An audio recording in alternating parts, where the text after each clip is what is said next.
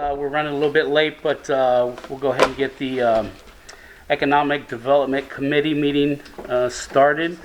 We apologize for running a little bit late. We're trying to, we have the folks here from PLK to give us a presentation, and we were trying to get the video up. I know the video is actually up on the screen. Is ready to go for them to show at home, so they see it on TV.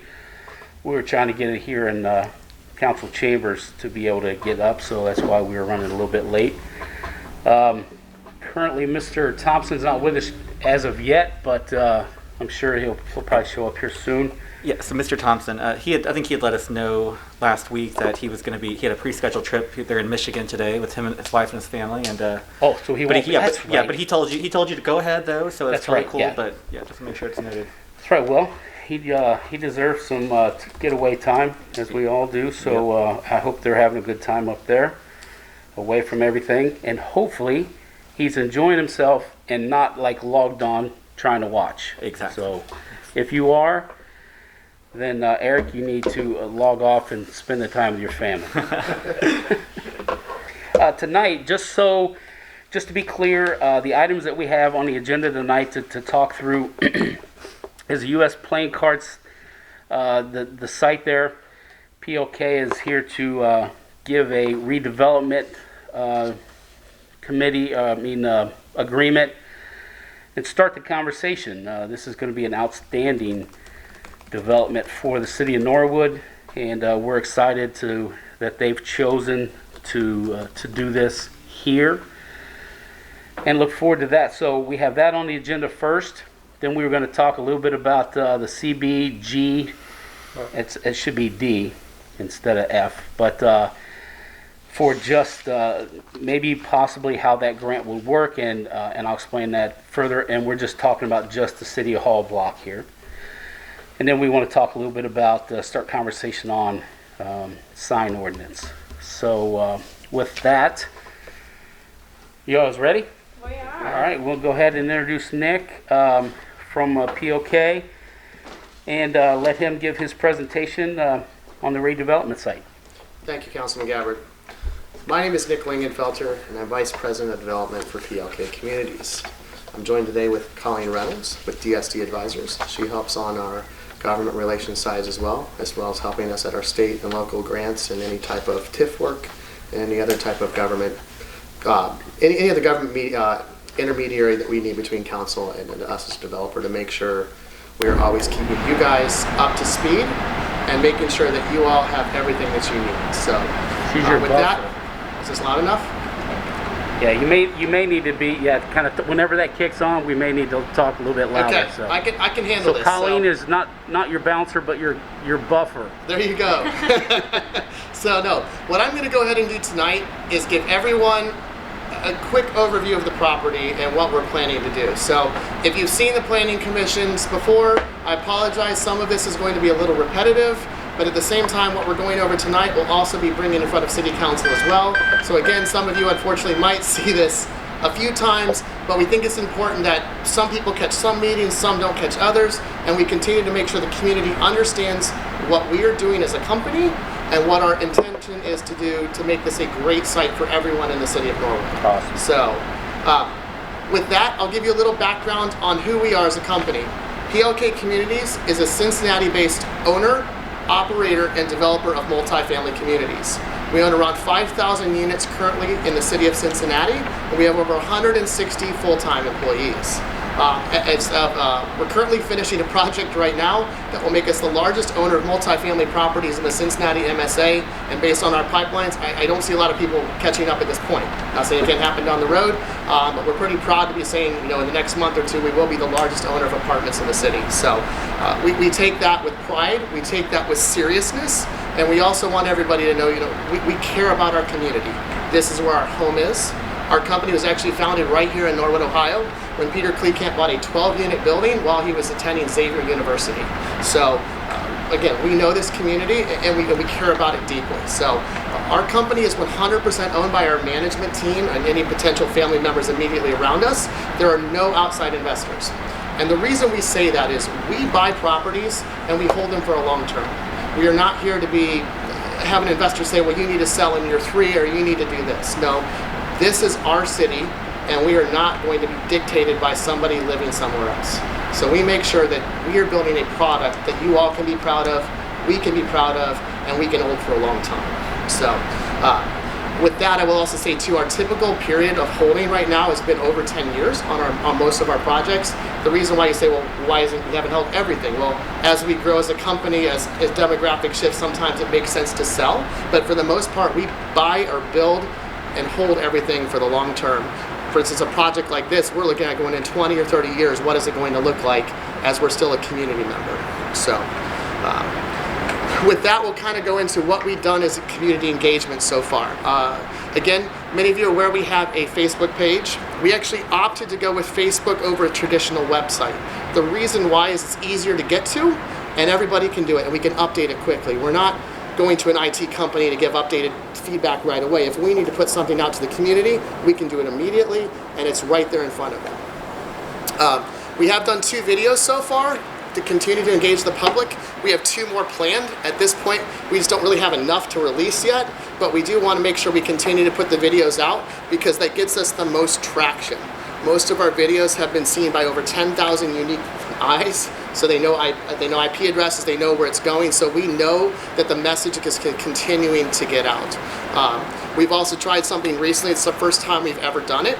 We've done community office hours where people can sign up and they can schedule a time with us, 15-30 minutes, if they want to ask us specific questions. It has not taken off the way we thought it would, but it's something that we wanted to try to continue to make sure we're engaging people as we wanted to. So we will continue to put out dates and times that people do want to schedule time with us. And always, if anybody wants to just call us or email us, we're easily available through our Facebook page.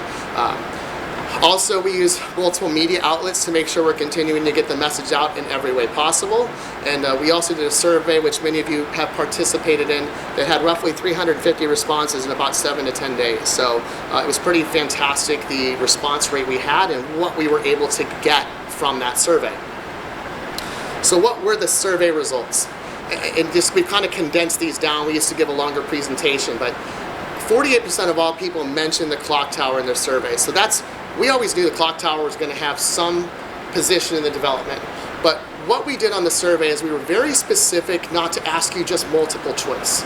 Because what that allowed us to do is if you wrote in answers, we could word search for clock tower or something else, whether it was brewery, because somebody might have mentioned brewery in question 4 and it was actually for question 5 or something else. So that allowed us to figure out who actually mentioned stuff and make sure we're getting the best data possible back to you guys to make your decisions. So 40% of all people desired non-chain retail, which will go into why we're working on a new food incubator that we call our market hall. The next thing we also talked about was roughly 50% of people said they go to some form of brewery here locally, whether it's in Oakley or somewhere else for a relaxing evening. The one thing that we found most fascinating was more people mentioned hanging out in their backyard for a relaxing evening than did Rookwood or Hyde Park combined. So what that told us is those spaces weren't as welcoming. Nothing wrong with Rookwood, it's great, it is more transient oriented. So what we were able to do is take this feedback and change the design of our development to be less parking lots. So you're always seeing this village, this district feel, and all the parking is basically hidden. So that's one of the things about Rookwood that you see. It's just large parking lot. It's very different than in Oakley, very different than anywhere else. It's truly unique to Norwood. This is being done in a lot of other cities. It's just not being done here as much yet. So finally, the desire for a community space. Everybody mentioned some type of performance space, some type of water feature, or some type of family or dog parks. Those were the top 4 answers, and we were able to incorporate every single one into the development plan through our planning process. And then it kind of goes into another topic which I know everybody's been talking about. We specifically covered public art in 2 different questions. 83% of all people mentioned murals or some other form of public art. Well, that could be as, the Mr. Redleg's mustache down to like some type of mural. But they really appreciated how much artwork made more of a sense of community and not just sterile bricks development. Nothing wrong with beautiful buildings, but it also helps add character and flavor that makes it unique to the community. It's like I say, it was just really interesting. Less than 17% of all people, I believe it was, even mentioned they didn't want any form of art at all. So if you really want to know what a lot of constituents are saying it's a pretty significant percentage. Now, I do know there's been a couple other Facebook pages, Norwood Strong and everywhere else, that have been asking, what do you think of murals? You know, and that's a completely different topic. But what I will say is this: if you actually look at the number of people that voted no, it's hovering in that 15%, 17% range. So our data is not bad, and ultimately not everybody's going to love it.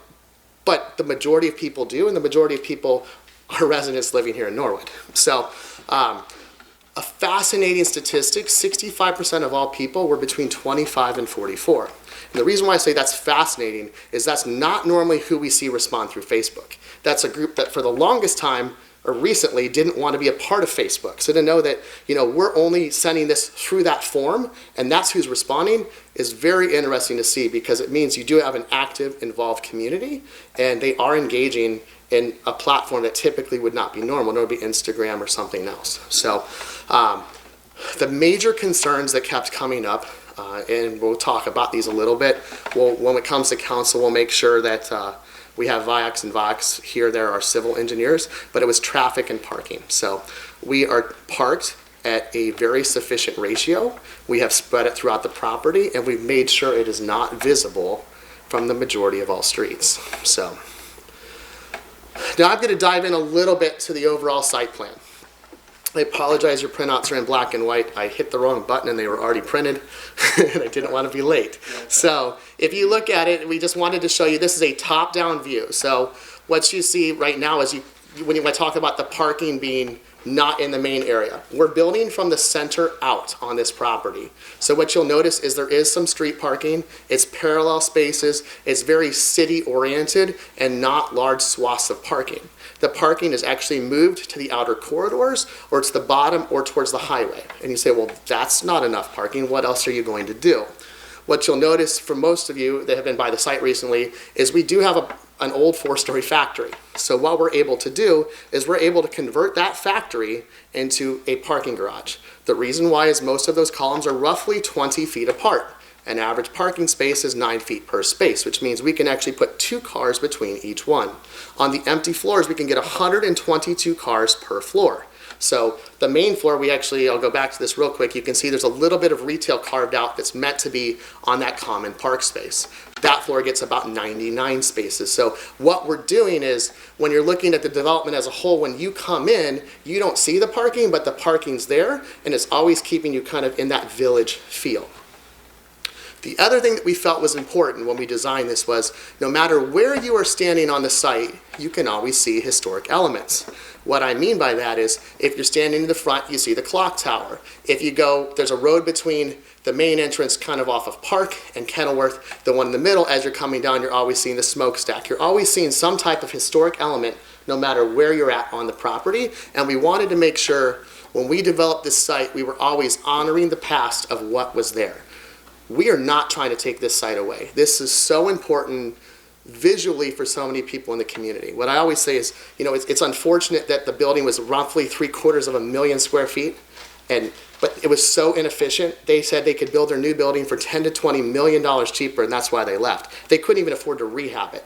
When you're trying to manufacture on 4 floors, same thing for us as an operator when we tried to save it. We can't heat all those areas. There's so much common areas, so much loss. You would lose millions of dollars just trying to keep up what was there. But at the same time, we also understand that that is important to the community. So what we tried to do was make sure we save the elements that were most important to everyone. So most notably the smokestack. I still wish the water tower was here because that would have been cool. The market hall, what we call the food incubator space, that is actually an original Sam Hannaford building. That's the red one in the top right.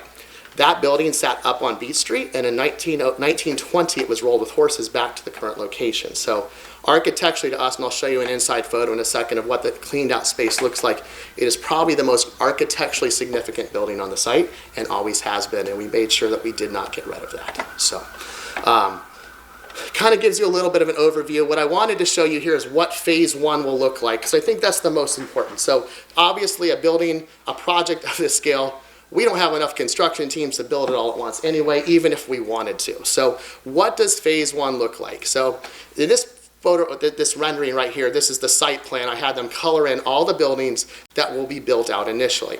So as I said, we're building from the middle out, which means we build that common space, we build that park, we build those water features, we do everything that is important to everyone. To the north of the site, you see a little bit of green. It'll actually extend a little further. That's actually also our public dog park. So there's multiple public amenities that we're going to be putting on this project that are available to everyone in the Norwood community. Another thing that we kind of talked about was the water features. So we said, hey, instead of standard detention somewhere in the middle of the site, what can we do? So we're going to try to build these walkable boulevard type spaces in the middle. So at the same time, we're getting detention, but we're making it an amenity for the community. So whether you want to just get out and walk around or do whatever you want to do. Finally, if you look in the middle green, you see a little white dot. That white dot is actually a fire pit. And the reason why was when we really thought about what brought people together, most people mentioned hanging out in their backyard somewhere around a fire pit or something else. So whether you're getting a drink at the local brewery, you're going to the market hall to get the food, you're going to do something else, you have a place that you can go hang out. Then, at certain points, that might be the Christmas tree for certain during the Christmas season. It has the opportunity to really truly bring the neighborhood together. I will also point out as well, I know you guys recently saw the sign ordinance, but above that, there's a green building, it's the parking garage, to the red retail. Above there, you'll see in our renderings, we plan to have some form of TV screen.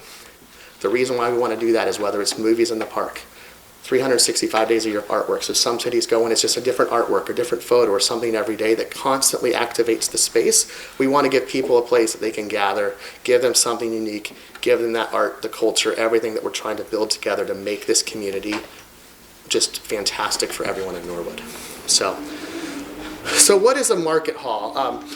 We're calling this more of like, it's a food innovation incubator. And what I mean by that is, you're not gonna go to the market hall and see a sit-down restaurant with menus and 50 items. It might be, hey, I've got the next popsicle that has fruit in it, or something else. Like, what is it going to be? And what that is, it allows you to test out your concepts in a limited form before going to sign a lease somewhere down the street. Especially right now, you know, we know that a lot of these spaces, restaurant spaces, are probably going to be empty, which is sad, it's unfortunate. But at the same time, if you're a landlord, do you want to just lease the space to anybody? No, probably not. But if somebody's tested a concept, we know it works, and we know they can go on to employ people, fantastic. So this gives people the opportunity to start on, say, a 400 square foot space. So I put on the left-hand side a photo of what a piece, about a third or so of that market hall building looks like. The beautiful arched windows, the raised ceilings. It is just a fantastic space that lays out absolutely perfectly for something like this.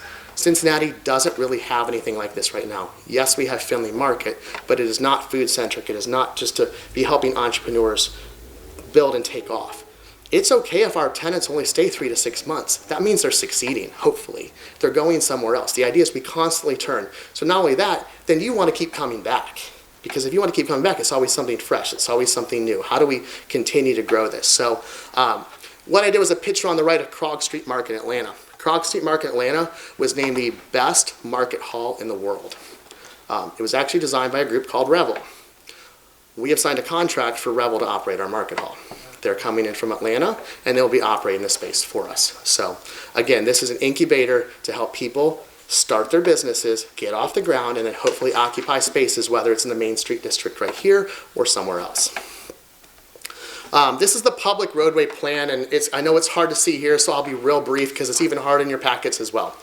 All the roads in here will be public. So when we had met with the city previously, something that was brought up to us was the importance to be able to, be able to monitor the streets, to have the police be able to go there, because historically they could come on the front road, but they really didn't have any access because there's no public roads back there. So what we're going to do as part of our TIF package is actually make those roads public, so we will dedicate them back to the city. At the end, then the city will have all rights to those roads after we pay for the infrastructure and pay for all that to get in. The city will also then be able to monitor the parking meters and everything else as additional sources of revenue. So all the parking on those main roads, especially that main street, they're all two-way streets, will be during the day, 20 to 30 minute parking, something that constantly turns and hopefully keeps traffic moving throughout. Another important thing that we want to talk about is what is our traffic pattern. So I'm going to go back a couple if that's all right. Do you mind if I go stand up at the screen? Sure. Is that all right? Put this on real quick and I'll be loud. So I can click for you too. the primary traffic pattern, we've got a lot of questions about, why did you guys dead end beach? Why did you tee it off? Originally we saw a plan that took it all the way through. Well, there's two things that happened there. First off, we originally only planned on keeping the clock tower. But as we started cutting away, we just said, hey, we're missing the massing of this building. And what was this prominent building is just getting whittled down to a clock tower only. So as we started taking it down, we actually added one bay of windows. By adding those bays of windows, it's hard to see in the scale, it actually almost proceeds all the way through both sides of the intersection. So the first thing that happens is you can't drive through the clock tower. You have to find some other way to do it. The second thing is we want to slow down traffic. The idea is when your traffic is coming in, we actually want you to turn here because ultimately the way into the garage is here. Our goal is to force traffic to go around the property this way. So that way, when we want to have actual events on the park, we have the ability to put bollards in and shut this traffic down. There's 3 main exits as you're leaving. So if you leave the garage, you can come down here and go this way, and you can go this way. But then we say, well, if I go here, what do I do? Well, if this is shut down, you can go through this new road. If it's that shut down, you can exit out Kenilworth. We're actually also planning to widen Kenilworth. So right now you can see a line of where Kenilworth currently is today, and we're actually widening that to a standard road. We're using our property goes to the middle of Kenilworth there, so we're actually going to, as that building came down, we're going to add some more width to it. Not this part of Kenilworth, just on our property. So I know that question has come out, but ultimately our goal is to route traffic around the property, not through the middle. Another thing we're going to do is actually have a raised road here. So the road will come up more like cobblestones and force you to slow down because we want traffic, pedestrian traffic on the park. If you look at Park is a gorgeous street. The problem is you have traffic on both sides. So very few people hang out in the middle because it doesn't feel secure. I'm not saying people don't go there, but to truly occupy it like a normal park, no, because there's just too much traffic. So our goal here was to make a bigger green, force traffic one way and give you kind of a sense of security to the south that makes you feel comfortable hanging out in the park.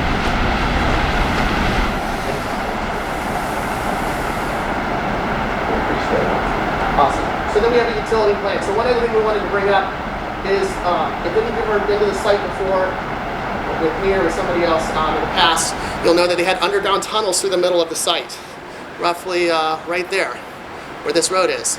We're taking those tunnels out right now. They're jackhammering them. They were this morning. So the reason we had to take those out is they go underground.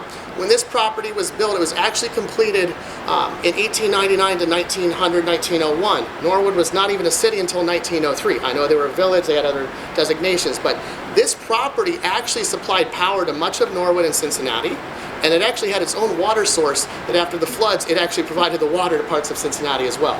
I know Norwood had water as well, but it actually was a supply source. So most of their resources went out of the property, didn't come in. A lot of questions we received when we first started was, why don't you activate the office space first? That's by the highway.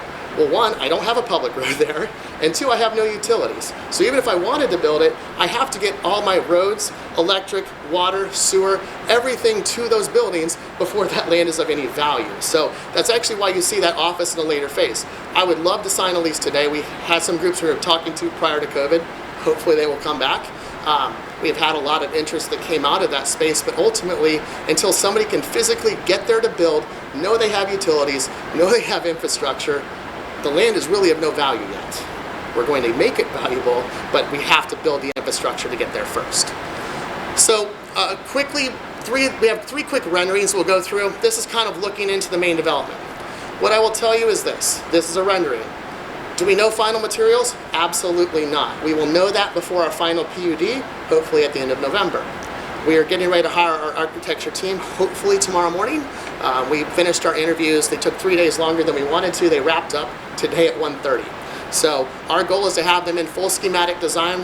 City Council and Planning Commission will have the opportunity to say, like, is this material correct? Is it brick? Is it whatever materials we're going to use? We're going to do that. So ultimately, this is just to give you a sense of scale, a sense of footprint, and then like the details of, is there a balcony here? That stuff will change over time, but you all will have the opportunity to get a bite of that apple the next round as well. This is purely about, are these building footprints right? And do we support these road systems? Because if we support these road systems, these building footprints, we can go ahead and start planning those roads and start building those roads. Because a lot of that has to be in place before I can build my building anyway. So this is kind of a view from the highway looking back over. So what you see is that food incubator market hall. To the left, you see some townhomes. You see the water feature kind of looking back towards the park. A couple other small things I'll point out is, we're showing kind of a farmer's market stand towards the rear. That's where those little trucks are on the bottom right. And just a little north, you see some red stuff. That's actually a family park. So in a lot of surveys, it came up that people here were going to Summit Park. So we're like, okay, what is Summit Park doing right that we would love to copy? I can tell you personally, I have 2 little kids, and I love to take my kids to the park while I'm waiting on a table or waiting on food.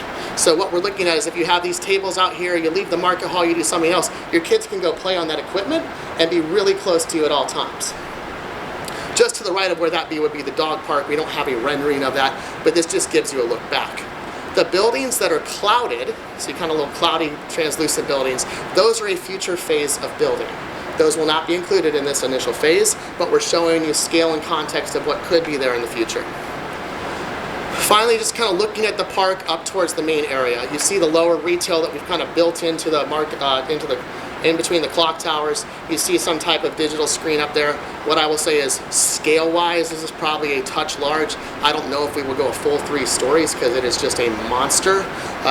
We'll probably scale that down something like a 20 by 60 size, but good enough that we can have movies on the park, and not also that. This is so large, I started to get a little concerned that we might actually put light towards a neighborhood, and we don't ever want to affect that. So you can see we show roughly 2 murals in those side stairwells. What's kind of cool is in the last 2 days, as we cut those away, there's actually 3 notches, so that gives it like 3 little cutouts. So we actually have the opportunity to do like 3 different things. So we're going to try to find something unique, whether it's decks of cards or something unique that talks about the history of Norwood and the history of the site.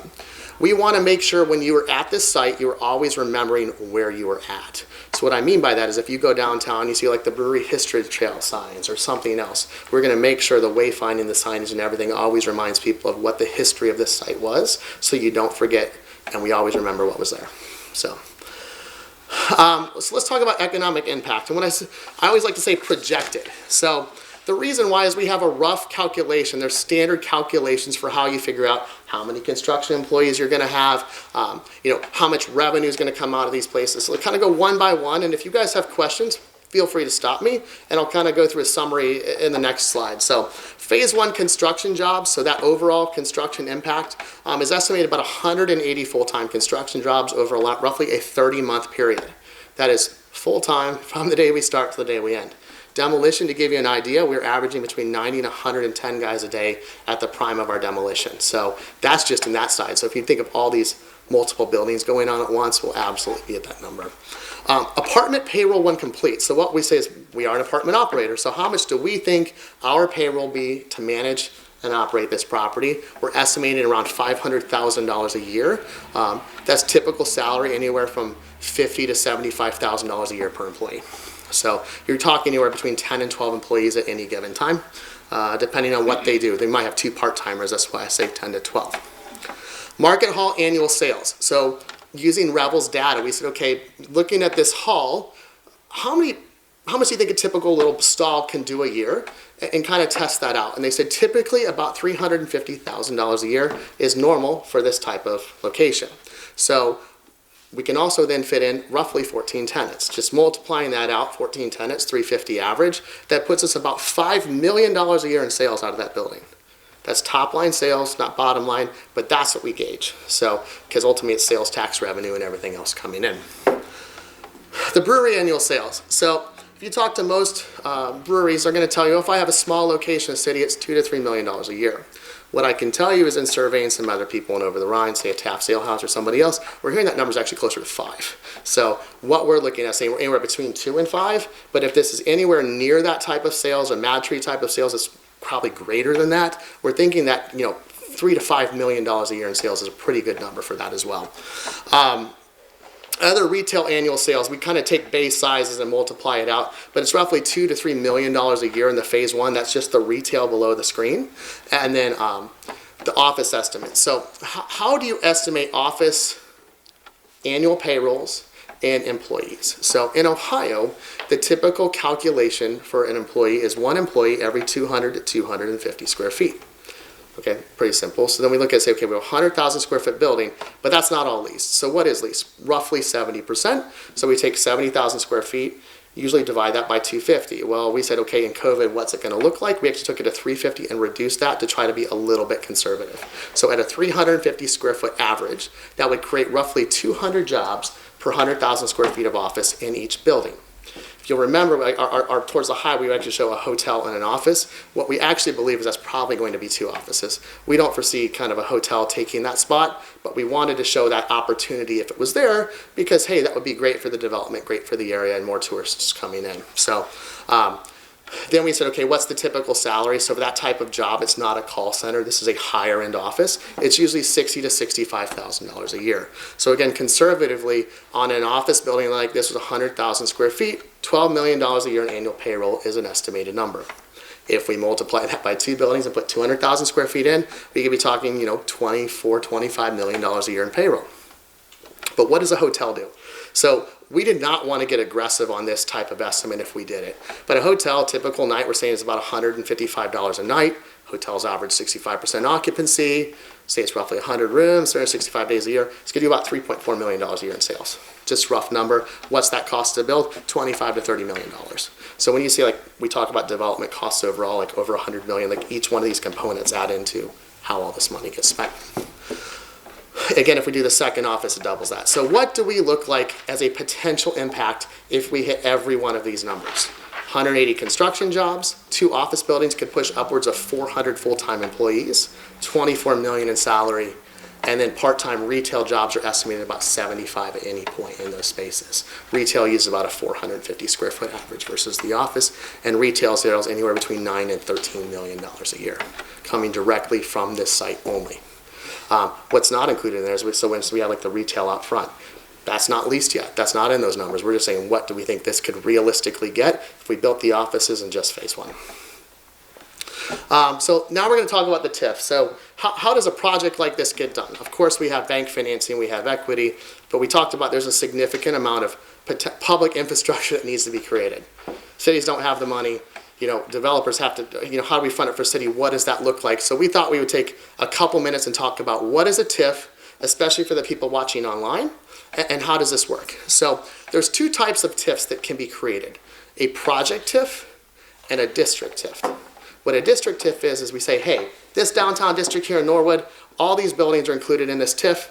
Rising tides, that excess money can then be allocated to improve this area. A project-specific TIF is, hey, this project, U.S. playing cards, was valued at $500,000. That's what the land was. If we know we're going to spend $80, $100 million, whatever it's going to be over the next couple of years, what is that incremental increase, and how can we leverage some of that today to go ahead and pay for this infrastructure so Norwood could get the investment to come in? That's not money physically coming out. It is only tax dollars generated from those new people coming in. We as a developer, if we take a project-specific TIF, actually have to make certain financial guarantees that it will get serviced as well. So what I want people to understand is, we're promising this is going to come in. If it doesn't come in, we're liable, ultimately, financially, to make those minimum payments every year. Community preferred. Yeah. So again, I kind of talked about what a project TIF is. So you can see, hey, I want to build on this site. Specifically, I'm going to create X. I want to put X of what I'm creating back into the site to bring it into the neighborhood. We talk about the district, hey, I want all of downtown to be there. So let's talk about how the property tax breakdown works. So on any given site, you have a current tax payment that everybody pays today. When that building is completed, the county comes in and says, okay, well now it's worth today plus whatever you've created. That then creates a new increment. So when you say tax increment financing, that increment is the new dollars generated from the project you're physically building. That then is new money that the city can allocate in whatever buckets or portions that they want to do. Another thing that's important to understand is, where do these property taxes go? You always see it in the news. Cincinnati's fighting with the school district. Everybody's fighting to that. What's important to understand with the TIF is the schools are made whole. The first money always goes to the schools, and then it becomes available for kind of the public use after that. So what I did here is say, okay, well, if this project has a TIF, most TIFs last 28 to 30 years, what does it look like? So you have the original land basis, then the next dollars of taxes that come in always go to the schools, and then the cities have the option to do a tax abatement or some type of TIF service payments. So if we look at other municipalities In particular, we always talk about how we're competing directly with Cincinnati, roughly 2 blocks away. This is what a structure that our competition receives on a typical basis. So that's what we want everybody to understand too. We're not just trying to force something. We understand if we're going to be competitive with immediately surrounding sites and other districts, what does that look like? So typically in Cincinnati, you see roughly anywhere between a 12 and a 15-year tax abatement. For this purpose, we say 12. And then for the remainder services, the TIF Service Payments comes in. That's where the city can use that money on a bond advance today based on future payment streams to help pay for the roads. The city, again, is not liable for that payment because it's promised by us based on minimum tax revenues we are promising the city over a set period of time. The city is not on a hook for that. We are issuing bonds and we are guaranteeing the minimum payments ourselves. Just a couple things. TIFs are, I think it's kind of understand, TIFs are reactive, not proactive, especially project TIFs. And what I say in that is, the city doesn't say, hey, we're going to put a TIF on this site and you developer come here. No, a developer usually creates the development. We figure out what it can legally generate from a tax standpoint, and then we calculate what is available. So we reach out to city council, we reach out to the city. Again, it's a reactive type TIF when we do a project TIF. They come in via a bond issuance and they're regulated. I think this is another important thing for people that are not familiar with the subject. So that means if that road is 100% public, it is available for reimbursement. If it is an apartment building that the public cannot use, $0 are allowed to be used from TIFs for that resource. If it's something that's like a park, the dog park, as long as a public is always have free access to that, no different than any other public park, those dollars can go into here. But again, if I build a garage and my residents are taking that garage and it's always dedicated, those spaces are to me, I can't receive any government dollars for that. I have to privately fund that money. Whatever is taken from a TIF must always be available to the public. So I think that's an important thing to understand. And finally, the districts always work to make the school districts whole. Ultimately the goal is that the schools never lose, and what it is just advancements on what could be there potentially from a city standpoint. With that, I'd be glad to bring up Colleen and make sure she can answer anything else you have and we answer any questions. Yeah, thanks, Nick. So I think our goal for tonight, so sorry we're a little lengthy, but we really just wanted to recap the whole project for you guys. This was a good trial run for us. We're going to be in front of full council next Tuesday to kind of get the wink and the nod that you feel like we're going in the right direction before our official vote of your approval on the PUD, which is just the concept phase preliminary plan, which comes to you not until September 22nd. So we did just want to keep the lines of communication flowing, but really when I talked to Councilmember Gabbard, it was really to say, hey, we need to start these conversations about the public finance piece. This is a huge project. This is something that you guys haven't seen in a little while. We know you've engaged HCDC. I had a great conversation and meeting with them today to kind of talk about our lines of communication. And so we just want to work with you. We want to start these conversations. We can be a regular on these committee agendas. We can do this however you guys want. We know that the drafting phase of these kind of agreements takes a while. We use KMK as our legal team, which will help us kind of navigate that from our end. But we want to help really share with you guys and your constituents what this really means. So making the school district whole, what kind of infrastructure, what's on your wish list for things that we can use this project to help bring to life within the development and adjacent to the development, and really for the whole city of Norwood as a whole. So I'm really eager to hear from you guys about your questions, but also kind of ask that you take tonight's presentation and think about it and come back to us with how you want the next few months to go. We're moving at lightning speed, but we know that this is the tough part, right? This is when the legislation really happens and when the sausage gets made, and so we want to make sure we're doing it right, transparently, efficiently, and however you guys kind of want to navigate the next couple months as we turn these ideas into tangible legislation. So I will stop talking, but here to answer questions, here to talk about that, but would also just challenge and ask you to think about it and communicate with us about what makes the most sense. Great. So, let me just say, Tom Perry is here today. Tom is working with directly with HCDC. Great. And they are trying to work with the school collectively. In the past, that's not been the case. It was always the city done their deal, and then they're like, go talk to the schools now. And then it kind of put pressure on the schools. And it really wasn't fair to put all that pressure on the schools to say, hey, look, if you don't do this, then this thing falls apart, kind of thing. It really wasn't fair. So we want to work with the school district and actually have a relationship. We're the two entities of the city, and we should be working together, and that's never happened before. Ironically, it boggles my mind that that's not been the case. But we have a council, we have a school board that are both interested in working together. And so the TIF and just further TIFs, whatever they might be, of us working and communicating together. So Tom is working with HDDC with that. So they'll be able to, and I'm glad to hear that you're already in communication with them, which is awesome to hear.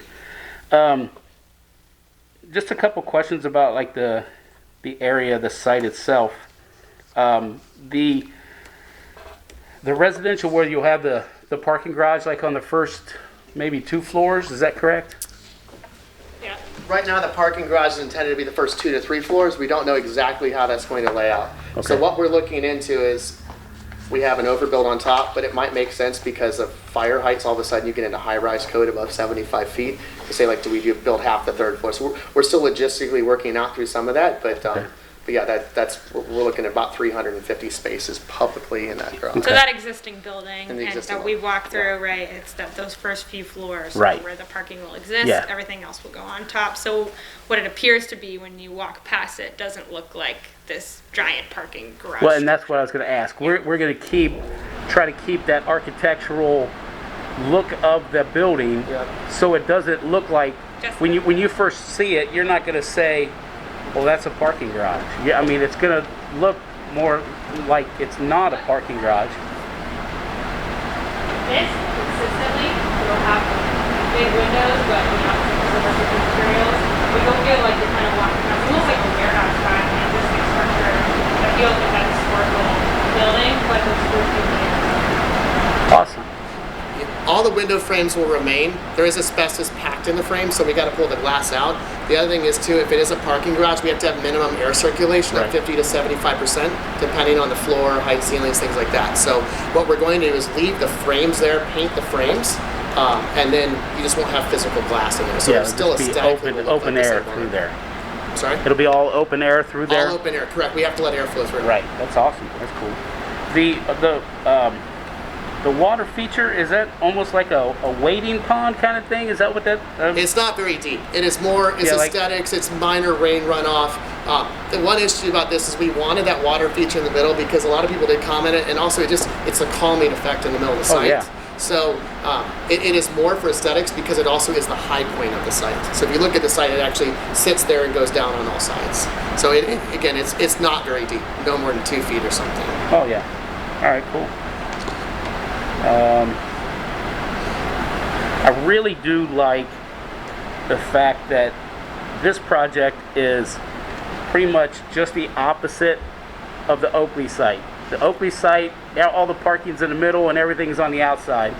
This, like you said and you reiterated and you mentioned a few different times, this is really going to be a walkable community that everything's on the middle, parking's on the outsides or underneath.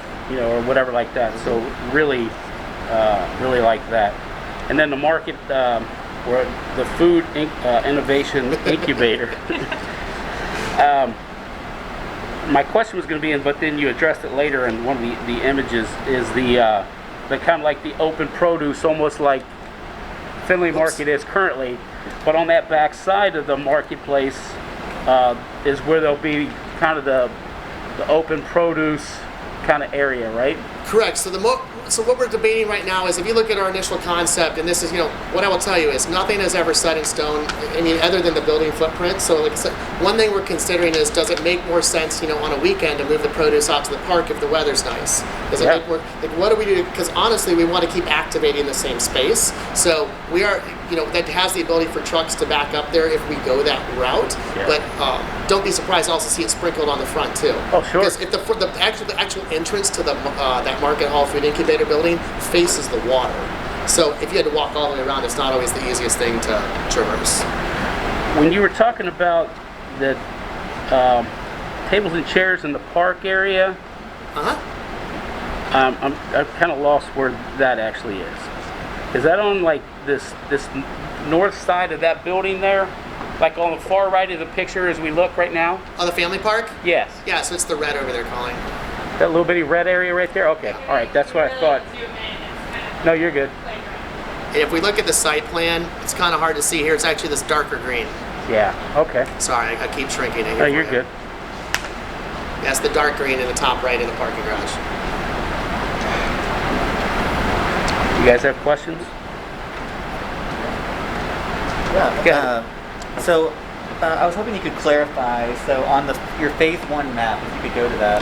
Yes, sir. You're gonna have to really talk. Yeah, about you're fine. On your, yeah, that one right there. Okay. So on your rendering, the middle building of those 3 southern apartment buildings is grayed out, but here on your phase 1 map, it's showing. So I'm assuming this is the correct. In the last 2 weeks, we decided to add that. Okay, cool. And the reason why we did is if we're going to build all that parking down there anyway, we just didn't want a visible parking lot to be seen by everybody coming in. So the idea was always to buffer our parking no matter what we did. And our fear was adding all that parking to the south of that building there, you'd visually see it from the street. So we opted to go ahead and add that building now. It's only about 50 to 70 units. It's not huge, and it creates additional buffer. It will match the overall design feel. On the final PUD, you guys will absolutely see what that looks like. But again, what we're trying to show where those buildings. So correct, James, we did add that to this phase. And I would also say, if we end up doing the overbuild as well on top of the garage, I would not be shocked in the next month if we decide to add that as well. Because while we're doing construction, you might as well keep going. And that far southern end there, where Kenilworth comes in. Yes, sir. You did say that was going to continue through. It is going to continue all the way through, and one of the issues we've had there is, where the trucks back up into that lower dock, where it kind of has a notch out there. Our goal is to widen that a little bit, because right now I believe it's 18 or 20 feet wide, which is not the standard city streets. So our goal was to push that closer to a 30-foot width and continue the Kenilworth width all the way down. And with the best efforts to encourage that traffic flow, right, and make people feel like it's the way to access the site. Again, just our primary goal, keeping people off of this main drag as much as possible, cars-wise. So the Kenilworth will go all the way back to the proposed hotel? Down to Correct. that It'll right go, there? Or it'll stop at that midway? It stops. Right there? Does it keep No, it goes all the way down to the looks like hotel. it keeps going It along does. the height. It does, yeah. There's a little bit of a grade there, Gabby. Yeah. Because if you go up there right now, there's a retaining wall, so we're just going to regrade the site a little bit. But yes, it absolutely takes it gives you a full cycle all the way around the site. Great. And then, is that going to be continually called Kenilworth? I don't know why it wouldn't be. I Okay. imagine this is additional dedicated Kenilworth. And then Beach, is that going to be, or since it's offset, It'll we'll be name Beach that Street as something- well in the front. What we've got to figure out is what Park. I'm sorry, where Park comes in. Here? Since that's offset, you're going to rename that something different? That's the first time I've gotten that question. That's what we're here for. No, and I would tell you, I think we're indifferent. It doesn't really matter either way to us. I think a lot of it's ultimately they're going to be city streets, so the city can name them whatever they want to name them. Think about it. It's a great idea. Yeah. It is kind of a new, it'll feel plaza-ish and raised and different, like a different city street than the rest of it, so maybe there's an opportunity there. Yeah. Interesting thought. I was gonna say, whatever the naming is, I don't know if park needs to be continued. The name needs to be continued from it, because I could see definitely some creativity on, throwing some like Aviator Avenue or just various ties back to the old playing card. Yeah, right. On some of the street You names. have I'm all not- those. Yeah, again, I even don't- Kenilworth. If we were able to come up with names like that to be creative, Yeah. that all the streets back there, because what do you got? Like 4? 1, 2, 3. The back street.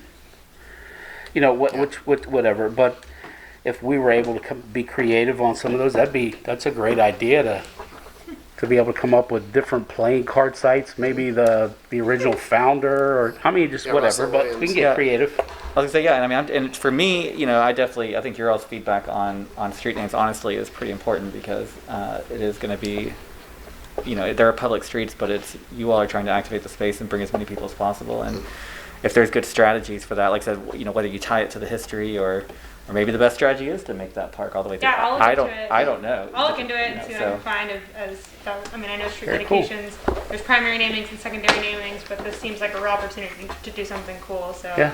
We can talk with Yeah. all the council members. I'll add that to our presentation question mark for next Tuesday, and then we can talk with the mayor's office as well. And James, I did want to bring up one other thing for you. The other reason we added this additional building to the south near Kenilworth is this building is actually a 3-story walk-up style, which is allows us to price the units at a little less. So what this phasing plan actually allowed us to do was build some more value-driven units in the first phase. So that actually allowed us to push closer to 100 units that are priced at a decent discount to, say, surrounding Oakleys or somewhere else. So your units on the park are obviously going to be your premium units, and then you've got the ones to the south that then we can price at a discount, say 15 or 20% or whatever. I have no idea what it's going to be. But the reason we wanted to deliver those, we were getting a lot of feedback, hey, we don't want these to be all just high-end units. And we've always said our goal was a couple price points, but that's why we added the additional building, was to make sure we were delivering enough value units in the first phase that people weren't feeling it was just a tease. Yeah, great.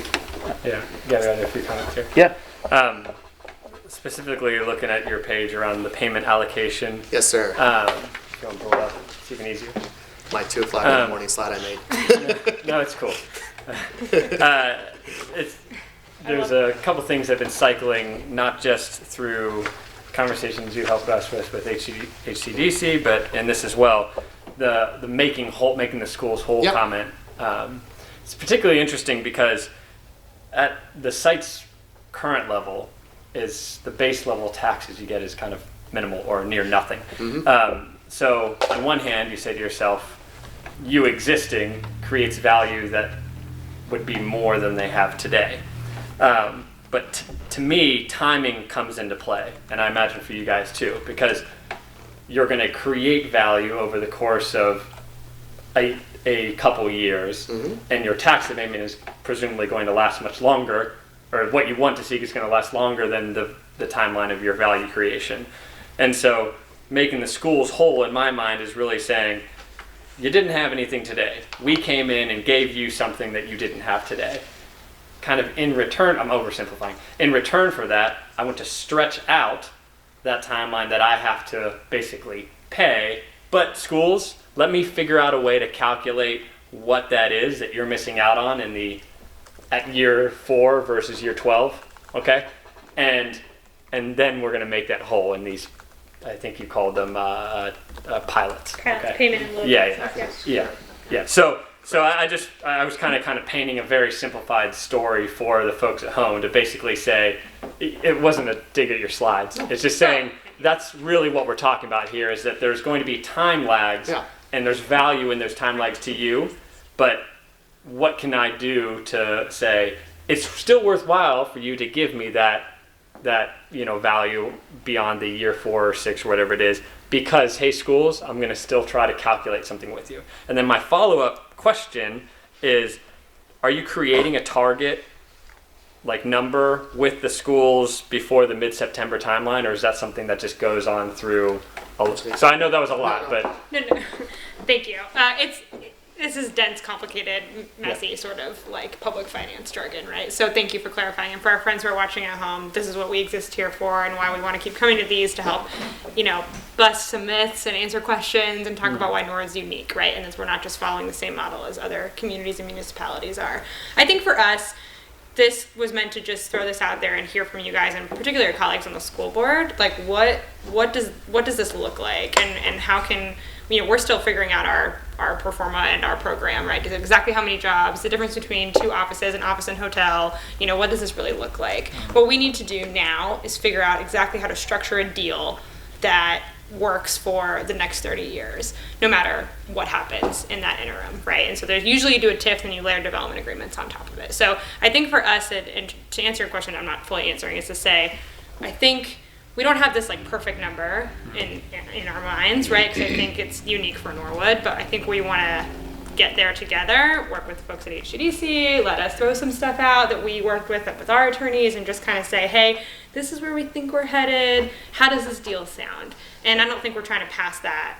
The September 22nd council date for us is to really pass the PUD side of this, right? Yep. So for us, we have a bold goal that we will meet, getting shovels in the ground and beginning this by February or March, which means we need to pass a public finance package before that. So what I didn't want to I do understand. was wait and get through all the PUD submittals and then come to you guys and be like, ready to pass a TIF, right? And then you look at me like, well, Colleen, we haven't even had a conversation. So I don't think, in a perfect world, I mean, I could guess what kind of percentage I think would be great for Norwood schools and would be great for the city of Norwood, but that's not what I'm here for. No, I cool. want to listen. That you've actually answered my question by saying, so not September, but before March, so somewhere in between. Can I add 2 things Yeah, to that real of course. quick?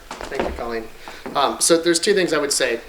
When you see tax abatements, there's usually 2 ways that we analyze them. If you do single-family home tax abatement, which is a CRA that you might see in other cities, even Norwood has a CRA, that's 100% over today's value. That's right. But on a commercial abatement, we don't get 100%. We don't ever expect to get 100%. What it is if you look at, if you go to your tax bills in the auditor, you can say, well, does the school get 25, 30, whatever their percentage is. And what we're saying is, so the abatement actually is, so say if your land is 10% and the school is 25% or the school is 30%, whatever it is, our net abatement is only 65%. So unlike a single family home, we actually are guaranteeing the schools that money immediately.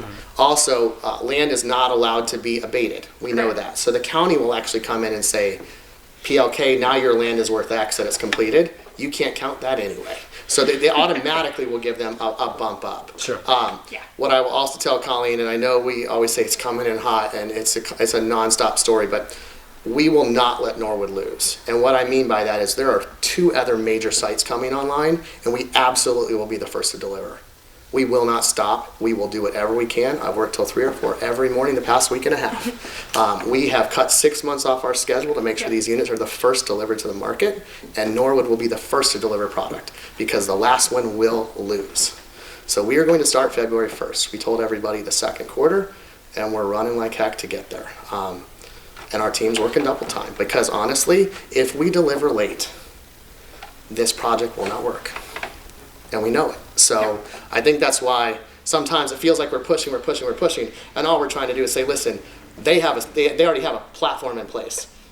We know that. We model off of that and say, I mean, there's precedence. That's the good part. For city council, for schools, for everybody else, look at Dayton, look at Cincinnati, look at Columbus. There is a standard precedent. So we as a team go, as long as we're operating within those precedents, we're going to find a way to make it work. So just know from our end, we are working with Jobs Ohio. We're working with OAQDA, which is the High Division of Clean Air Quality. Yes. We're doing everything we can. 629 grants on the roads to try to help Norwood subsidize the roads. We are finding every way possible. We're going all the way to the governor's office just for there yesterday. So whatever it takes to make this site win and make this city win, even if we get annoying, we're going to do it. Yeah, just one final point on that too. Yeah, that to Nick's point, I think we're excited too about the way the county, the state, and all the way to the governor's office, they are eager to play a role in this. They're excited for you guys. They're excited about the excitement around this. But with that means when we put all these applications together, we need the city to play a role, which we will help you. I will help you navigate that. And I think it's going to be a complete package. And so what I think we'll be able to say is by December, we're going to look at each other and say, wow, we have materials picked out, we've got a plan for construction, we have TIF ordinance passed, we have development agreements coming, we kind of know where we're headed. And look, hey, state and Hamilton County and all these folks that we have these applications that are going to be ready and prepared for 2021. You guys will be ready to apply for those to help us achieve that goal too. And it's going to be incredible to look around and say, okay, look what this opportunity did for the whole community. So we're jazzed. It's complicated, it's messy, we're working hard, but we're excited. And so I would bet, I think we should keep coming before you guys whenever you schedule committees or however you take my question and think about it, about what you want these conversations to look like. Maybe we need to establish a committee or something, but it seems like this is the right place maybe for these conversations to happen. And then we'll just go from there, and we'll just be bringing to you as much as we possibly can when we can. So. Yeah. And the plan was awesome. I'm just bringing up the TIF stuff because it's kind of the thing that's going to be interesting. Everything outside of it is like, well, yeah, cool, keep going. Is kind of my thoughts. No, you're right. And I think sometimes my intensity is just there because if I don't get on our sites every day, if I'm not telling those guys to hit their deadlines, if I'm not pushing our architects every minute of every day, we're not going to hit it. So that's kind of, I hope my intensity doesn't come off a little too hard, but at the same time, it's like we're passionate and we're going to win. And that's what we all have to feel like we're going to win as a city. We're going to put ourselves on a new level. And that's what we want you guys to realize. We're here to work with you. Colleen's here to help you. I'm here. I'm always available. Very rarely do I not answer my phone. If you don't, you'll get a text back pretty quick. Yeah. So I'm always here if you guys need me. And again, just understand the intensity is because we love this site and we're going to make it work. So Great. Cool. Go ahead, James. Yeah, so I had a couple things. So the first is when are you looking for, the city, school district, everybody to have their approvals together on, the abatement in the TIF district? January. January, okay. And then The latest. Yeah, I'll tell you. So the TIF, so right now TIF will take, you're right. So if you say that, it takes roughly 30 days to issue the bonds. So once the TIF is approved, we can go to market. So we're already working on those go-to-market packages. So we use a goddamn blank, the Port Authority, everybody's working together to model this out and make sure it's accurate. So this will not be Nick's numbers just slung at you. It is professionals that do this for a living. We have zero say over it. They make sure it's got 120% coverage. So there's always wiggle room. Like they don't let me, we can't borrow it all. But yeah, so that's, I would tell you 30 days. So if we want to start the first 2 weeks in February, 30 days beforehand is when we need it approved. I think we would have draft legislation before you, beginning of December, Yeah. to negotiate. Our goal is to, all our architects that we are hiring have to deliver our schematic drawings to us the first week in November so we can have it in planning commission with enough time to notify and get it to council before the end of the year. For final. For final PUD. So yeah, we'll be coming almost right afterwards at this point. No, that makes sense. And then, so if mid-January is the timeline, or earlier, it sounds like. For me, just talking about the TIF, talking about the abatement, I have made this very clear since the first time since I first met you all. But I mean, for me, the office, hotel, or the double office lots, that is crucial to making this truly work for Norwood. And so to me, I'm going to be looking for, and I'll just make it very transparent right now, so in this, the redevelopment agreement or whatever the master package is that we have, I'm going to be looking for, some assurances after, 4 years, 5 years, whatever, so whatever the appropriate time frame is that we're going to start seeing some of this stuff. Maybe it's 7 years we start seeing the tax revenue come in from those two sites. But if not, then I'm going to want to see some kind of clawback, right, or some kind of adjustment of the abatement period, or some adjustment. So basically, that's kind of what I'm looking for, just to ensure that Norwood is taken care of. Now, I think 5 and 7 years, I think those are like doable timeframes to find those tenants. But I love the idea of what you all have. I just want to make sure that, again, that the city is protected too, because there is going to be additional services that the city has to provide. There'll be just additional dollars that's going to have to be spent on the site, and there's very little tax revenue coming from that site right now, as you all know. Yeah. So just keep that in mind, as we go forward, and I'm going to make sure the mayor knows my thoughts. I'm one council member, but that's where I'm at. However, I'll just say that it's extremely exciting what we have in front of us. It's exciting, the team that you all put together. I mean, the fact that O'Rourke got that site demolished as quick as they did, I'm still shocked at how fast that stuff came down. So you all have already been extremely professional. You've done a great job. So I'm excited for where we go. Just keep that in mind.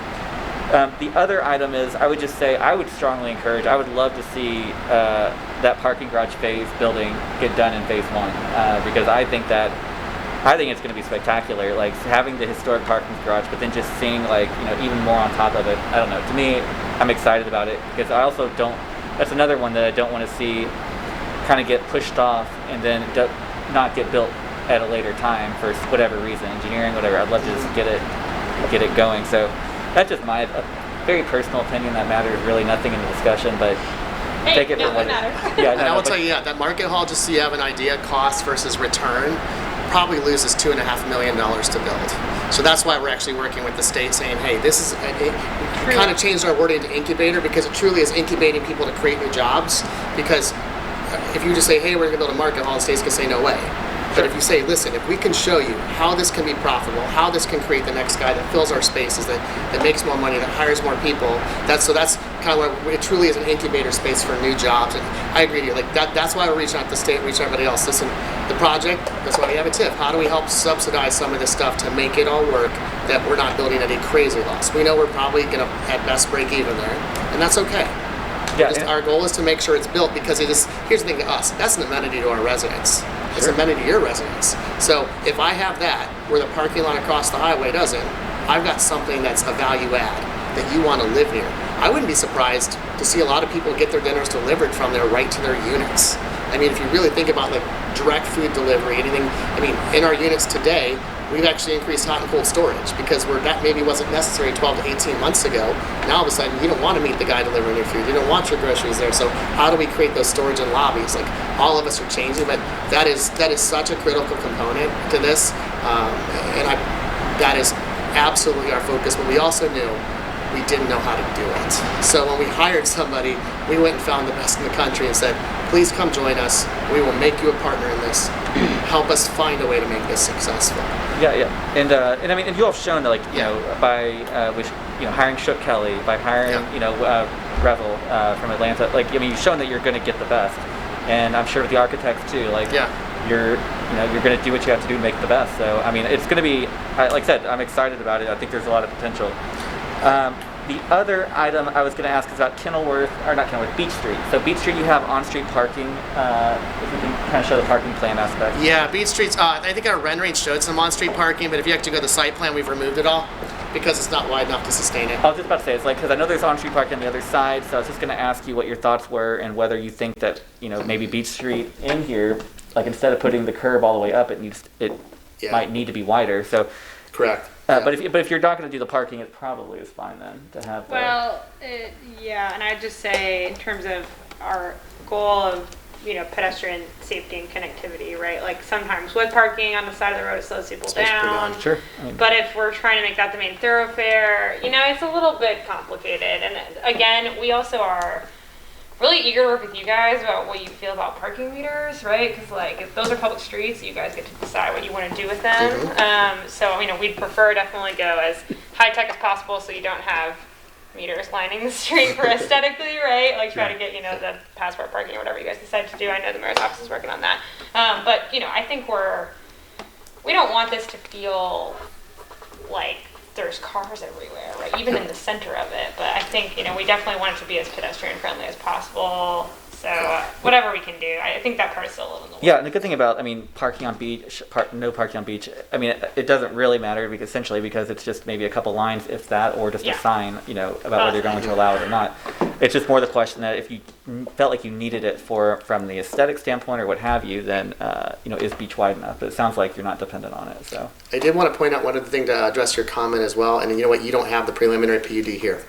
But what I will point out is that roughly 6 acres sitting on the highway, you will note in your preliminary PUD that there is no residential allowed on that land. Yeah. We are dedicating that 6 acres to finding the right tenant, whoever that is, to get there. James, to your point about not wanting to overfund the TIF, we're suggesting a 40B. And what a 40B TIF does, it actually allows you to add it on later. So we can't overcommit to more than we're going to use, and therefore that money is reserved for when that office tenant comes. So we can say, hey, there's extra money in the TIF to help you get your garage, to get you over that edge. So we wanted an actual increasing TIF, or what's called a reissuance TIF. So that was our goal. And again, if you look at your preliminary site plans that we're putting in front of City Council, there is no residential allowed on that land. Yeah, and we made sure that helps. That is our jobs creation. That is the most valuable real estate we have, and we're giving it to the city to make sure that we can get those jobs. Yeah, we're with you, particularly with the location along the highway. The opportunity is incredible. Yeah. Anyway.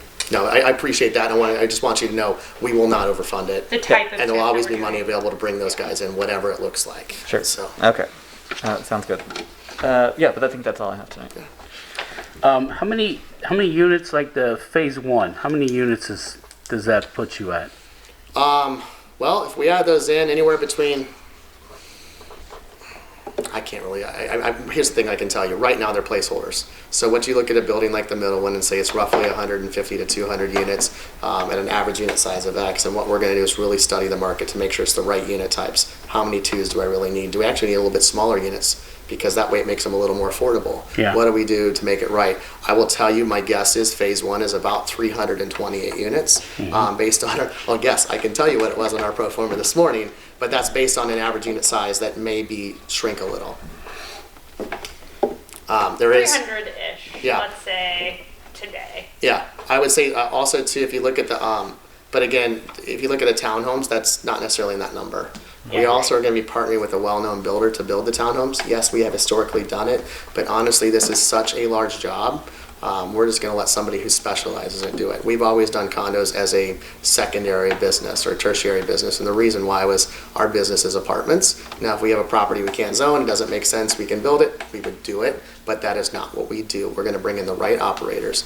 The other thing that we'll do for buyers is because we've had a lot of feedback on what the average price point probably should be for those units. So I can't necessarily build at that price point because I'm not building thousands of houses a year. Apartments we can deliver at a different price, but it's a very different product, different fridges, different everything. So we felt to deliver those at a value that made sense for Norwood, that our goal was to bring in the right builder partner. Now, same thing as you guys, we're going to come in and say, you're going to use brick on these floors, you're going to use these materials, and you're going to make sure it meets our district standards. So part of your final PUD will actually be approving standards for that townhome site, no matter who the builder is. We'll also actually build the standards in place for the whole project. So whether it's the office building, whether it's anything, so that way you know no matter what, the materials are set and they're right, and we don't have some of these where the second phase is much cheaper than the first, or it's going to be cohesive. Hey, Mr. Gabbard. Yes, go ahead. Yeah, thank you so much.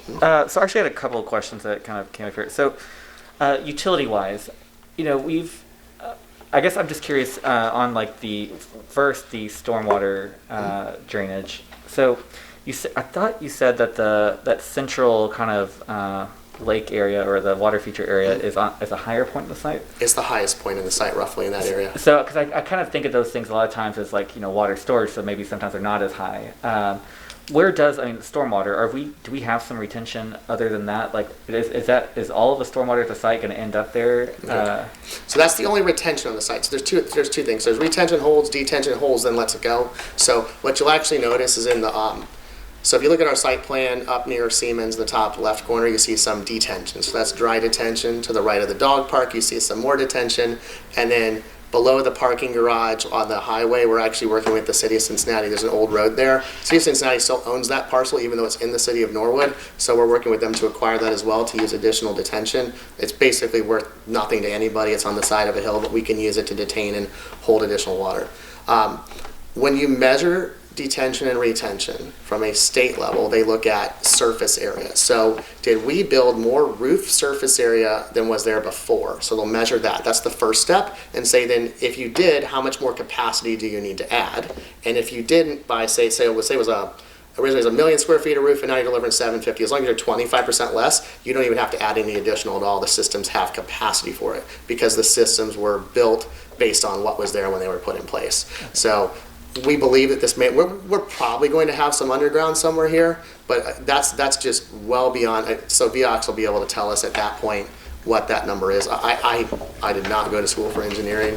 I would not have graduated. One thing that we did to ease your concern as well. So we had what we're calling our very first version of the coordinated site review, that we had leadership from all the city departments that we could come and gather with us, review our site plans before we even got to planning commission to say, hey, what are your red flags? So that was police, fire, sewer, folks all across the city administration came, and we sat in here and we kind of hashed out what were the red flags, what were things that we needed to be thoughtful about, who do we need to communicate with when, and that was all, prior to us even. We obviously haven't even gotten our vote from you guys. So we're trying to be as strategic as possible too, to make sure those kind of things are caught early, to make sure if there are questions about the sewage and water retention, detention, all of those things, that not just our team is involved, but that your city administration knows where every single fire hydrant we want to put in there is going to be. Right. So we feel really good about the feedback we got from that meeting, but obviously we're still in preliminary. So once we get those more detailed drawings. Yeah, we're not intentionally being vague. Honestly, this is just so beyond where we're at. But what I will say is this. I know Norwood has problems with flooding.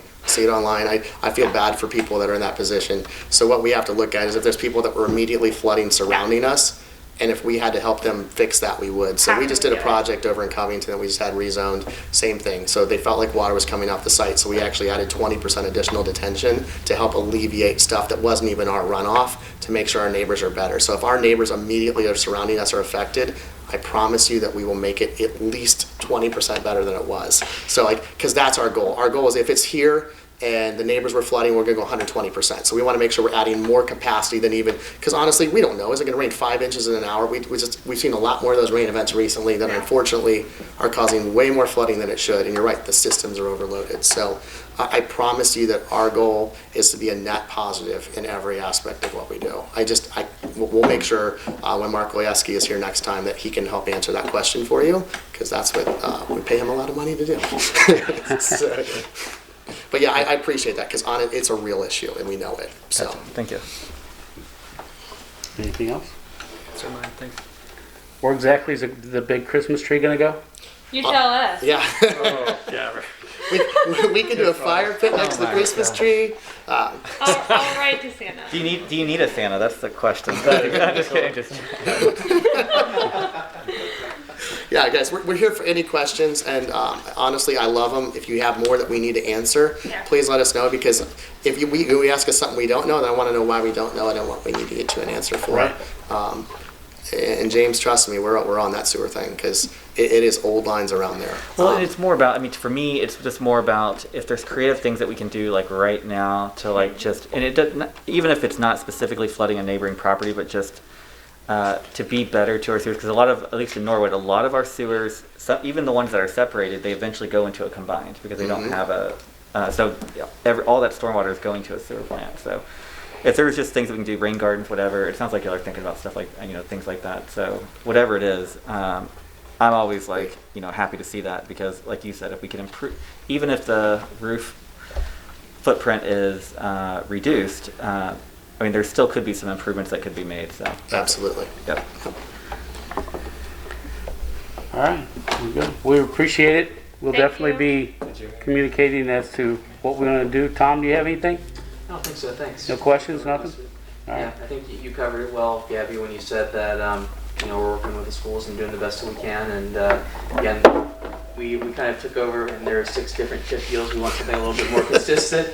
So we're working with ACDC, trying to come up with some kind of consistent plan, kind of like what other cities have. So Yeah, I think, and honestly, that'll help you guys as a whole to have that Right. template, because as a developer, that right now is the most uncomfortable thing Yeah. I have. It is the unknown. I can't tell you how to calculate in my formula. It could mean millions of dollars either way. So Right. yeah, honestly, we encourage it. We're here to help, and just let us know, because we want the city to win as a whole, and that's what we're trying to do. So Great. Well, appreciate it. Thank you so very guys. much. Appreciate it. All right, next, the next 2 items, we probably, we're already at 9 o'clock. We won't really get into too much. I just wanted to start conversation on these. First one being the CBGF, which is the Community Block Grant Fund. Talking with it. So my idea is I would like to be able to contact, I think we have 5 owners on this block. 2 of which are new. They took over the 2 restaurants, and so I would like to invite them to a meeting and talk to them, see what their thoughts are, what their goals are, and what their ideas would be to improve this block. That's what that particular grant fund is for, is mostly like sidewalk and streetscaping and those kind of things. The pavers that we use on this block for sidewalks, a lot of them are coming up and buckled, and so it is something that needs to be done. I know that the community group Norwood Together is working on a grant to work on the park in between City Hall and this first building, which would be nice. That really needs some attention. But to be able to work and let's get some feedback from those owners that we currently have on this block, all the way up to Walgreens, and say, hey, what would you like to see? How could we make this better for you? Do you have some ideas that we could use? And just start a conversation there.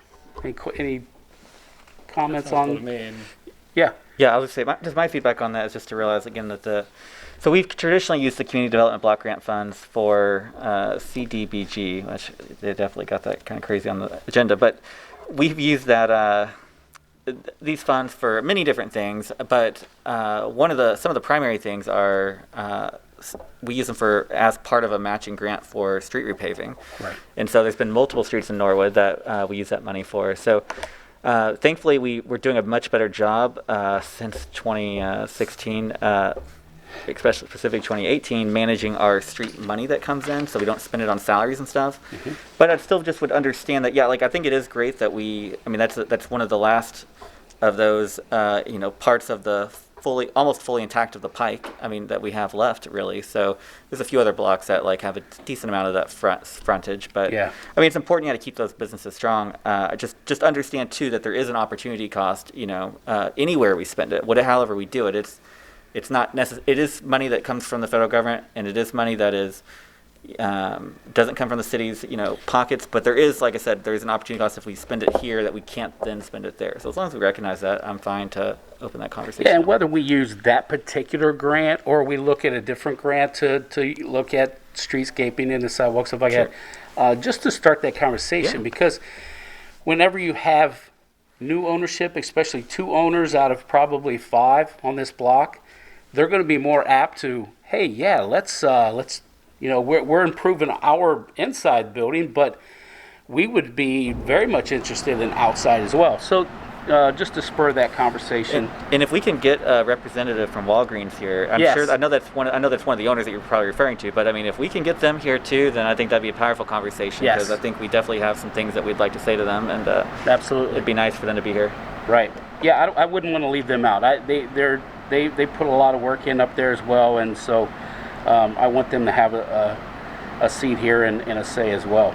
And then the other, when it says sign ordinance, the reason I put that in there is I know the schools, we originally had, I know they're looking for the big video board sign, and but the schools are all looking, they would like to, instead of their just signs that they got to put the little each letter in, have video board, not necessarily video, but digital boards that they can put messages on, things like that.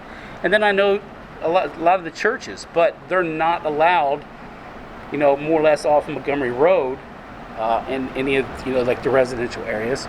So I wanted to start that conversation as to what our thoughts are as a committee, if that's something we want to look in. Some of that thought would be, that's been given to me, would be, if a church says, hey, we want to put a new sign out front for our church, and we want to incorporate a digital board in there, that there has to be some architectural thing. It's not just a video line that does that, but there's got to be some structure to it. And we could develop how that we want that to look, or something like that. But I just think that as we move into more technological times, that's a better way to kind of get messages out as well, than to just have the old single letter message board. So just a thought, again, wanted to throw it, and because I know the schools definitely wanted to put them on their buildings. Thought? I'll just say, I would be very, very, very cautious on that concept, because most of our schools are in, they're literally right in the middle of a neighborhood, and then the same thing with the churches. I understand the appeal of them. You are getting messages to people, and churches specifically. They can put programming based on the day. If it's Saturday, they can put program about church to begin tomorrow. But I would just be very cautious on the idea. And if there's, and if it were something that we'd want to move forward, like that, you'd want to move forward with, or somebody want to move forward with, that there'd just be a lot of thought and a lot of looking at other cities and how they've successfully kind of managed that. Because I'd like to see, what's. And the thing is, too, I was just about to say, maybe I'd like to see what Mason's did, but honestly, you can't even compare us to Mason, because Mason is so suburban, right? And so when you're driving through, although I think there might be a little downtown area, but when you're driving through, you're always in that car and seeing it. And whereas here again, we have just all of these things in the neighborhood. So it's an interesting concept. I'm definitely interested to learn more. I just would we would definitely urge have caution. There's a lot of talk that would need to happen, the restrictions on it. Obviously, we wouldn't want those that are in the neighborhoods, those to be scrolling like after 10 o'clock. There's no reason for that. So they could only go up and from 6 a.m. till 10 p.m. They can't be on overnight. They can only be so big. They can only be so bright. I know that when this bank across the street here first put theirs in, I mean, that red light, you could probably see at Stone's Lanes. I mean, it was so bright. Which one are you talking about? That right across the street from the firehouse. The foundation? Foundation, yeah. Okay. When they first put that in many years ago, that light was so bright that we had to have them tone it probably down. why But they because they're banned today. LEDs, you can have those toned down. So a lot of those kind of things we would have to put in place. So they're just because we don't want it to interfere and blaring into the next door neighbor's house and all that kind of thing. And then there's light pollution, all those kind of things. So, but just it's conversation.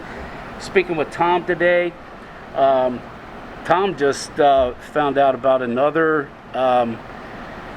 big message boards that we could potentially acquire. Tom, do you want to speak to that? Yeah, so essentially what we're trying to do, we're working with AdSposure. AdSposure is contracted with SORTA. SORTA has a $7 million contract with them to replace bus benches. So that's something that we've been passionate about as an administration. We want to go get some of the worse off bus benches and get them fixed up, potentially maybe move one or two that aren't in great locations. But just having that initial conversation. SORTA doesn't, it's hard for us to engage with SORTA. We're kind of small compared to what they usually deal with, so they're not necessarily the most responsive with Norwood. So we decided this was a pretty good avenue to go because these folks have the money to essentially carry out what SORTA wants, so they kind of have SORTA's ear a little bit. So, but in the course of talking to them, they said, hey, we have 9 digital signs that was going to be used along the streetcar route in Cincinnati. Now, clearly, the streetcar hasn't gone as Cincinnati has planned. They're $90,000 each. Very nice signs. And essentially what they're planning on doing is splitting the revenue 50-50 with the city eventually after it's paid off, which after about 2 or 3 years would be $240,000 a year, and that's conservative, which that's a lot of money for us. So, and they also are going to reserve space potentially to allow us to have public service announcements. So it could be wear your mask, COVID related. It could be, we're rolling out the C-Click Fix app for people to report potholes. It could be, showing people how to download that. It just seems like a really big win-win. Cincinnati's loss could be our gain in this situation. So they also had some static signs, which again we're kind of going back and forth on, but the thing with the signs is they would be slightly above 8 inches, and or not 8 feet. So that currently that wouldn't be allowed, but we're thinking because it's in the city right of way, all that it would need is the mayor's approval and the safety service director's approval. So we're working through that, but yeah, it seems like a pretty good opportunity. They're looking for a smaller community. They're not very happy with Cincinnati because of everything that's gone wrong with the streetcar. So it seems like a great opportunity for Norwood to gain. Well, and the thing is, with SORTA and the streetcar are now not together anymore. So I think Correct. That's probably a bigger part of it, is that literally SORTA used to manage the streetcar on Right. behalf of the city of Cincinnati. City of Cincinnati paid for all of it, but SORTA would sort of bill their time. But that's probably why it's not going on the streetcar route, is because, again, they are now split. Separate entities, SORTA is yeah. not part of that anymore. So. Yeah. So, but Yeah. yeah, I think it's a good opportunity for us. It's something that we're considering and thinking about, but again, nothing set in stone with that. But Yeah. again, it's another reason to think about the sign ordinance. Again, it would be, it's hard to justify us having signs over 8 feet when we don't allow other people to do it. So that's something to consider. And And something to consider too is maybe just changing the site ordinances for PUDs. You know, maybe that's the way you go. So you keep it out of residential. I don't know. Maybe that's a good starting point. It's something to think about. So. Yeah, I'll just make a few comments on this. So you did mention that, and I didn't consider it in the fact that you mentioned we talked about this a couple weeks ago or a week and a half ago. So what I think this would all go back to looking at what Mr. Gary or Mr. Moore at our last meeting talked about murals when he talked about government speech, about how government can, essentially, they're like the Black Lives Matter mural down in Cincinnati. By the way, if you all want to go, feel free. I mean, if y'all want to stick around, that's fine too. So, yeah. But anyways, that Black Lives Matter mural down in Cincinnati. So the reason why that's there and why somebody can't then just put an All Lives Matter mural a block away is that's the city of Cincinnati considers that is government speech. That's the official word and message of the city of Cincinnati. So, and Keith Moore alluded to something about this about when it comes to us potentially allowing murals at park or something, even if they weren't allowed anywhere else, that's not necessarily against the rules because it's considered government speech. And so anyways, I think just more look into that about what the implications are. I mean, to me, I would be relatively more open to the fire department wanting to put up a digital sign that that it could have city messages too, of course, but one there, then I would say allowing Walgreens to put one up right in front of their thing. So I don't know if that's logical or not. Maybe that's not logical, but it's just kind of where my head is at. And so anyways, I would just say I would keep that in mind. I think that you could do I wouldn't say that just because we do them at bus stops, especially if they're potentially going to produce after 3 or 4 years $240,000 a year for the city. I don't think that potentially means then that we have to allow anybody to put an 8-foot video board up. So, and I know that's not where you're at, but I'm just saying I know that you all kind of don't want to seem like you're hypocritical, but also I mean it's literally a revenue producer for the citizens, for the taxpayers. So I can see that making sense. So anyways, just random thoughts and musings of mine. So Great. That's where my head's at. Anything else? Eric? No? Thank you. We appreciate it. We'll go ahead and call this meeting to close, and appreciate you guys coming out. Thank you for coming out tonight, and we'll be in touch.